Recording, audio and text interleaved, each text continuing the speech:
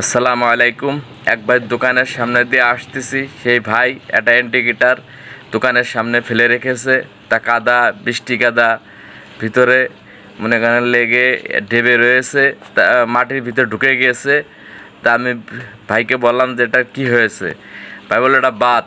তা আমি নিয়ে আসছি এটাকে, ভাইকে বললাম যে এটা জীবন ফিরিয়ে দেওয়া যাবে, কোনো ব্যাপার না, নতুনের মতো করা যাবে। তাই নতুনের মতো কাজ করার জন্যে আমি কাজ শুরু করে দিয়েছি। প্রথমে এটাকে ভালোভাবে ব্রাশতে ধুয়েছি, তারপর এটাকে খুলতেছি, খুলে দেখাচ্ছি যে এটার ভিতরে যে যন্ত্রাংশগুলো সম্পূর্ণ জং ধরে ভিতরে অবস্থা খারাপ হয়ে গিয়েছে। ভাই বলছে যে দোকানদার ভাই ফেলেছে, তাকে বলছে যেটা জীবন্ত করে দিলে আপনি কি করবেন। আপনি যদি এটা জীবন্ত করতে পারেন তাহলে আপনার জন্য পুরস্কার আছে। আমি কই না, আমার পুরস্কার লাগবে না, আপনাকে এটা জীবন্ত করে এনে ফেরত দিব। সে বললো না, আপনি এটা ব্যবহার করেন। তাই আমি এটা নিয়ে আসছি, এনে এটাকে ঘষা মাজা করে এটাকে সুস্থ করব। দেখেন এই যে ফুল একার পচে গিয়েছে। তা ভাইকে বলছি, দোকানদার ভাই এটা কি লবণের ভিতরে রেখেছিলেন? কয় না, এটা এরকমই জং ধরে গিয়েছে, তাই গ্রাইন্ডিং দিয়ে ঘষে এটাকে পরিষ্কার করব।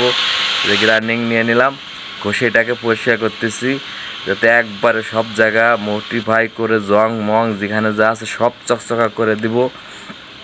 তা প্লাস্টিকের যে ওটা বুপ করার যন্ত্র নাই, নাহলে ওটাও বুপ করে পরিষ্কার করে দিতাম। এই দেখেন এই যে একদম নিউ করে ফেলছি, এবং কি লকটাও নিউ করে ফেলছি।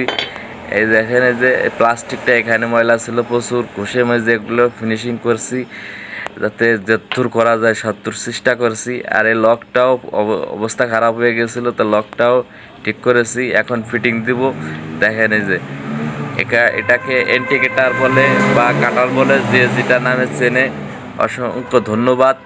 এই ভিডিওটা যারা দেখবেন, আসলে কি বলবো, অনেক সময় তো ভুলেই যায় যে একটা লাইক, একটা শেয়ার, একটা কমেন্ট করেন। আসলে এই ধরনের কষ্ট করে আমরা ভিডিওগুলো করি যে একটা লাইক এবং একটা শেয়ারের আশায়। আপনারা একটা শেয়ার, একটা কমেন্ট করলে আপনাদের বেশি কিছু হবে না। তা এই ভিডিওটা আশা রাখি আপনারা সবচেয়ে উপরে উঠাবেন। দেখেন যে দুটো ইন্ডিকেটার, একই